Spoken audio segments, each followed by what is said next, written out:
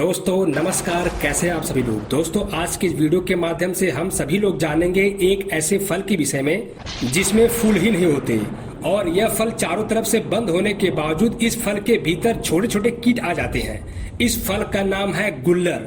शायद नई पीढ़ियों को इसके बारे में पता ना हो।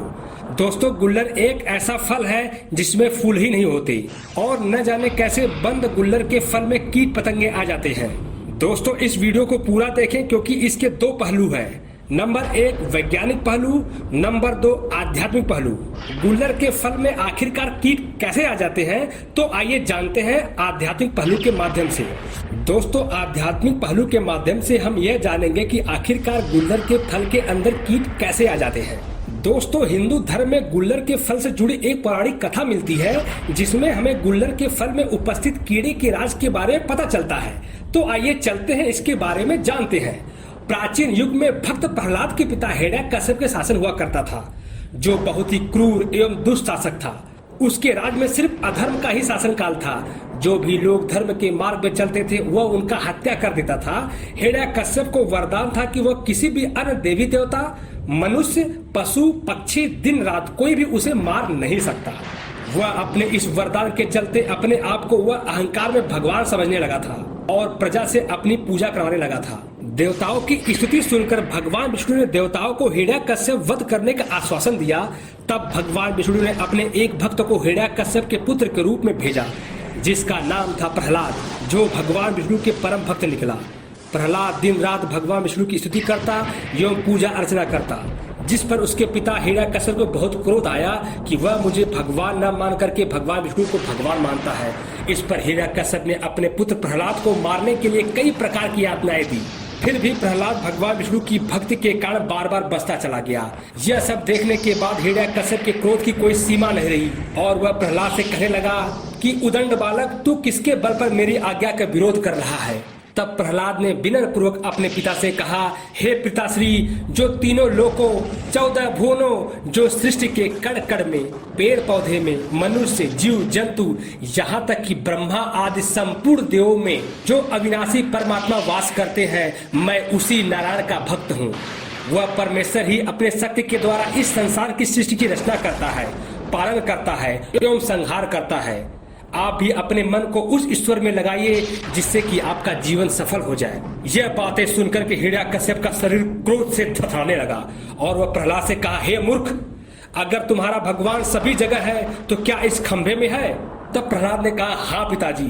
तब फिर हिरण्यकश्यप ने अपने गदा से उस खंभे को दे मारा, जिसमें से भगवान नरसिंह प्रकट हुए, जिनका आधा शरीर शेर का, आधा मनुष्य का। भगवान नरसिंह ने हिरण्यकश्यप को अपनी जांघों पर लिटाकर अपने नाखूनों से उनका पेट फाड़ दिया एवं उसके जीवन लीला समाप्त कर इस संसार से उसके का शासन मुक्त किया।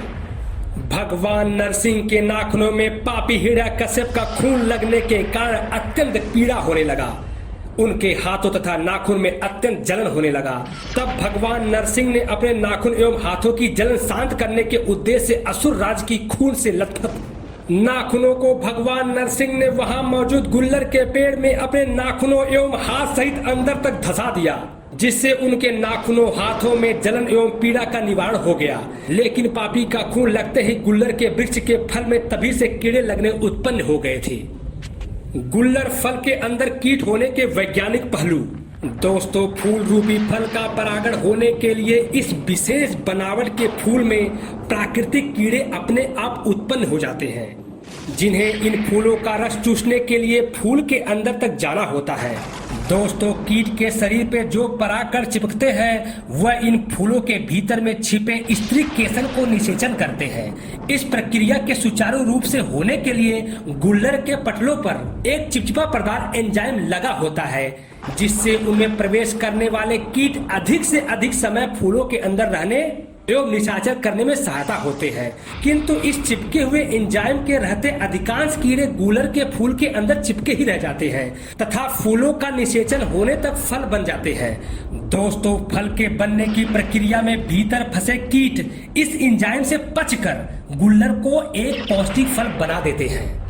दोस्तों वीडियो में आगे बढ़ने से पहले आपसे एक निवेदन है। दोस्तों अगर अभी तक आपने चैनल को सब्सक्राइब नहीं कर रखा है तो चैनल सब्सक्राइब कर लें और वीडियो को लाइक भी कर दें। दोस्तों हो सकता है कि अब कुछ लोगों के मन में यह शंकाएं होती है कि गुल्लर का फूल होता है या नहीं होता है।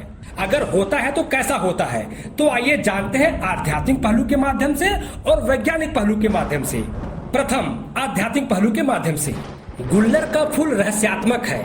कहा जाता है कि गुल्लर के फूल रात्रि में ही खिलते हैं और खिलते ही स्वर्गलोक में चले जाते हैं। इसके फूल कभी भी पृथ्वी लोक पर नहीं गिरते हैं। कहा जाता है कि इसके फूल कुबेर की संपदा है, इसीलिए यह पृथ्वीवासियों के लिए उपलब्ध नहीं है। दोस्तों अब आइए जानते हैं वैज्ञानिक पहलू। दोस्तों गुल्लर के फूल में ही फल होते हैं। जब गुल्लर के पेड़ में फल आने का समय आता है तो गुल्लर के तनों में छोटे छोटे गांठें बनने शुरू हो जाते हैं और यही गांठें फूल और फल होते हैं। जैसे जैसे गांठें बढ़ते जाते हैं वैसे वैसे यह फूल रूपी गांठें फल के रूप में तब्दील होते जाते हैं। दोस्तों जैसा कि आप सभी लोगों ने गुल्लर के फल को देखा होगा, तो गुल्लर के तने के ऊपर छोटे छोटे गांठ नुमा फल उत्पन्न होते हैं और यही फूल होते हैं और यही फल होते हैं, जैसे कि हमने इस वीडियो के माध्यम से बतलाने की कोशिश की है। दोस्तों शायद अब आप समझ गए होंगे कि आखिरकार फूल और फल क्या होते हैं। दोस्तों अगर वीडियो पसंद आई हो तो एक लाइक जरूर करें। दोस्तों अगर चैनल पर पहली बार आए तो चैनल को सब्सक्राइब कर लें और बेल आइकन को जरूर ऑन कर लें। दोस्तों वीडियो देखने के लिए आप सभी लोगों का बहुत बहुत धन्यवाद।